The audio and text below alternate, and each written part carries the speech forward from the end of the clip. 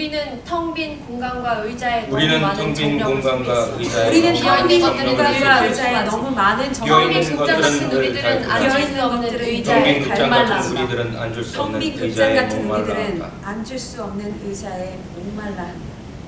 수아와 거의 동시에 무대 위에 걸어오는 나. 홀린 듯 그녀를 바라본다. 수아는 무대 위에 놓인 빈 의자의 위치를 바르게 한다. 어떤 것이 바른 것인지 모르겠으나 그녀의 기준에서 바른 것이다. 저기요. 수아, 나를 한번 바라보고는 무대 뒤쪽으로 도망치듯이 걸음을 옮긴다. 나, 수아의 뒤를 쫓으려다 말고 의자를 바라본다. 의자의 등받이를 손으로 한번 훑고는 자리에 앉으려고 한다. 수아, 나의 행동을 바라보다가 그가 의자에 앉으려는 것을 보고는 거의 앉으려는 찰나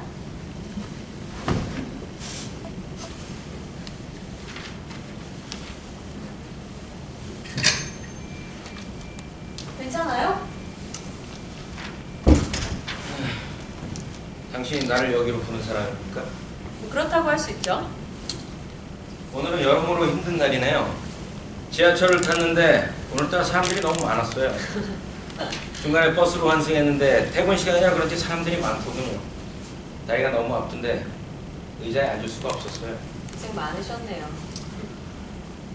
근데 내가 뭘 도와드리면 될까요?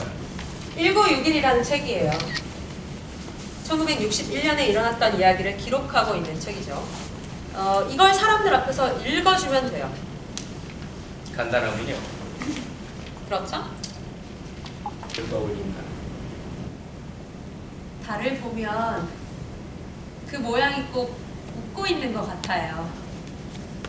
언젠가 당신이 내게 했던 말이다. 당신도 어두운 방 안으로 쏟아지는 달빛을 바라보며 나를 떠올리고 있다. 집으로 돌아오지 않는 나를 위해 당신은 여전히 잠들지 못한다. 달빛은 당신과 나를 동시에 내려 비친다. 달빛이 멈추지 않고 이렇게 영원히 지속될 수만 있다면 나는 당신과 영원히 같은 공간에 있는 것과 다름없다. 밤은 깊어도 달빛은 멈추지 않는다. 나를 기다리는 당신은 당신과 함께 여전히 나와 함께 있다.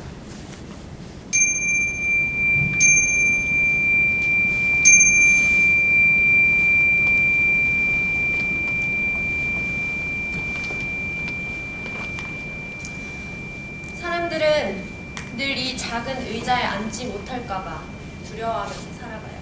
이게 뭐라고? 의자 때문에 마음을 쓰고 인생을 낭비하고 비겁해지고 타락하고 공허해지죠.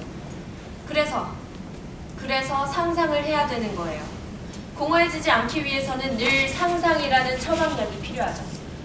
그렇게 우리는 상상이라는 빈 의자에 만족해하면서 살아가요. 두렵고 공허한 상상들은 달콤해요. 바람이 불어오네요. 텅 빈 공간으로. 속이 텅 빈 바람이 불어와요.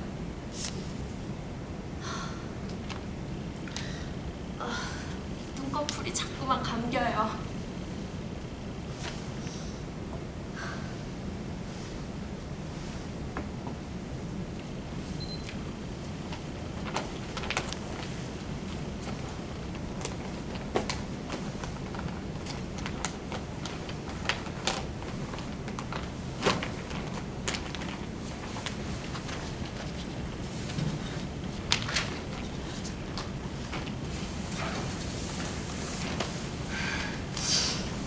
이 의자에 어찌나 앉고 싶던지 밤이 새도록 일을 해도 이 의자에 앉을 수가 없었어요. 의자에는 항상 앉아있는 사람들이 있었는데 나는 늘 멀찌감치 떨어진 곳에 서서 이 자리를 동경하면서 그러면서 살았어요. 언젠가는 의자에 앉을 수 있을 거야. 이런 희망을 가지고. 그래서 알바를 했어요. 밤낮 없이.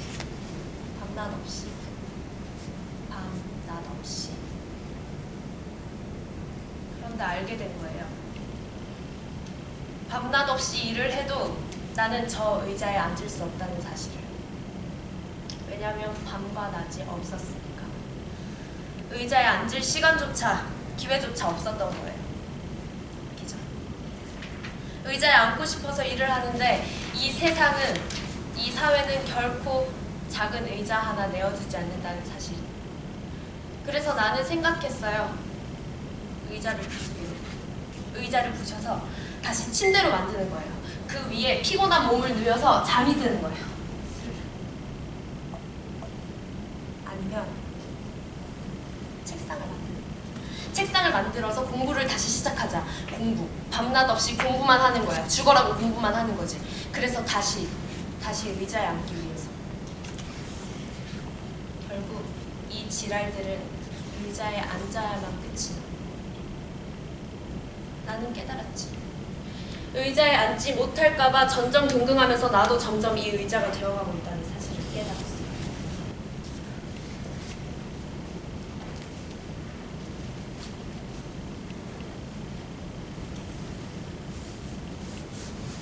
하태환 1927년부터 1988년까지 감리교 신학교 현 감리교 신학대학교를 졸업하고 이후 중고등학교에서 학생들을 가르쳤다.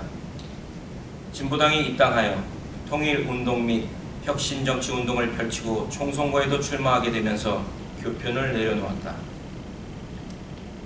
진보당 사건 이후 사회당 선전부장 등 주요 당직을 수행하였다. 그러나 5.16 직후 쿠데타 세력에 의한 정치적 희생양으로 구속되어 만 7년간 지속된 혁신계 정치인들의 순환 일대기를 온몸으로 겪으며 그 모든 이야기를 꼼꼼히 기록했다. 1968년 출소 이후 뇌졸중으로 쓰러져 약 7년간을 병상에서 지내야만 했다. 본래 달병가였던 그는 병마와 옥고 후유증으로 언어 기능 자체가 완전히 소실되는 등 불우한 말년을 보내다가 1988년 생을 마감했다.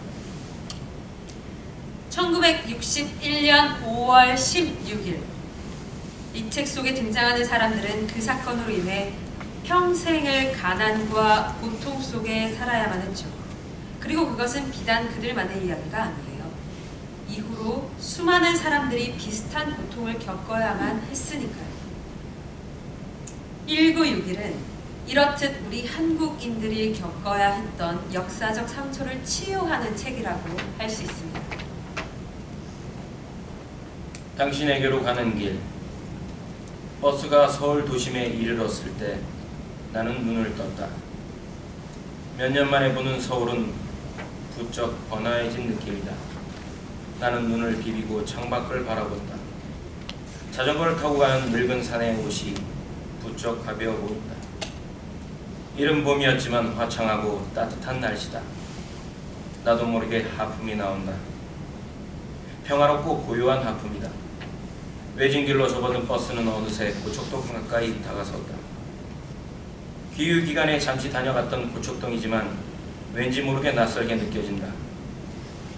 낮은 지붕의 집들이 산 능성을 따라 간간히 들어서 있었고 굴뚝으로 아침밥 짓는 연기를 내보내고 있었다. 이제 막 꽃잎을 떨어뜨리고 있는 개나리와 진달래가 거리마다 가득했다.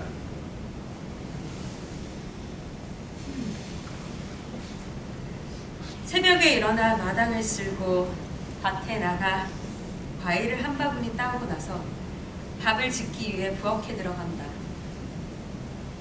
오리 사육을 그만두고 사육장을 개조해서 새를 놓은 집에는 총 3-4가구가 살고 있었다. 부엌에 먼저 들어와서 아침 준비를 하고 있는 젊은 세댁은 두 번째 칸에 살고 있었는데 나를 보자마자 축하한다는 인사를 건넨다. 나는 그렇게 며칠 전부터 동네 사람의 축하를 받았다.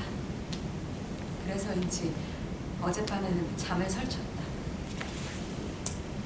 늦잠을 자지는 않았어도 하품이 나오는 것은 어쩔 수 없다. 평화롭고 고요한 하품이다. 별 생각 없이 부엌에 들어온 딸아이는 젊은 새댁을 보고는 기겁을 하며 달아난다. 자기는 매일 아침이면 등교 준비를 하는 딸아이의 머리를 예쁘게 따주곤 했다는데 너무 예쁘게 따진 머리가 딸아이에게는 조금 창피하게 생각이 되었던 모양이다. 딸아이는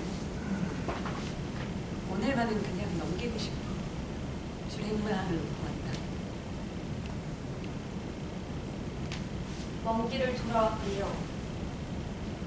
버스에서 내리기 위해 자리에서 일어서는데 누군가 말을 건넨다. 나는 뒤를 돌아본다. 내 뒤에서 나를 바라보고 있는 그는 얼굴이 없다. 그래서 표정을 읽을 수도 없다. 얼굴과 표정이 없었기 때문에 반드시 존재한다고는 할 수 없는 그에게 나는 대답했다. 이제 한번 살아보렵니다. 그는 웃는다. 얼굴과 표정이 없는 그대로 그는 웃는다.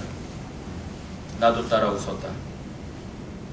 혁명이라는 이름의 가짜 혁신이 우리 역사에서의 진짜 혁신을 17년간이나 탄압하고 핍박했다. 그리고 그 중에서 몇 명은 처형되거나 옥사했다. 그러나 이 땅에 다시 햇빛이 들지 않으리란 보장은 결코 없을 것이다.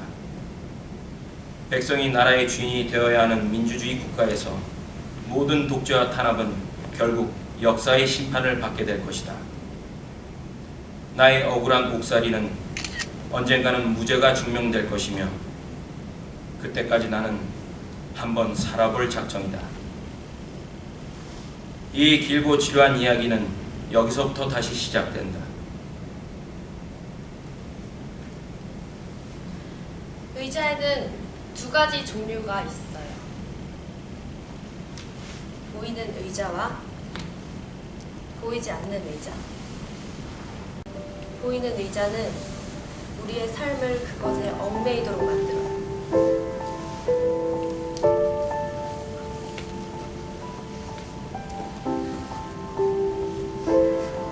반면에 보이지 않는 의자는 우리를 매번 실망과 절망 속으로 몰아넣곤 하죠.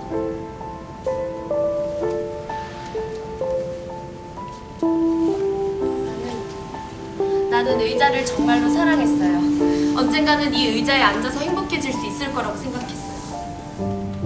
하지만 의자는 앞으로 다가가면 다가갈수록 점점 멀어지는 존재였어요. 언젠가는 의자에 앉을 수 있을 거라고 생각하고 다가갔는데 계속 멀어졌어요. 점점. 텅 빈 의자, 텅 빈 공간, 텅 빈 공간 속의 침묵. 비어있는 어둠과 비어있는 저녁과 비어있는 달력의 숫자, 비어있는 책갈피 속 뜯겨진 페이지, 비어있는 골목, 비어있는 발자국 소리, 비어있는 절망, 비어있는 우리의 관계, 비어있는 뒤돌아보고.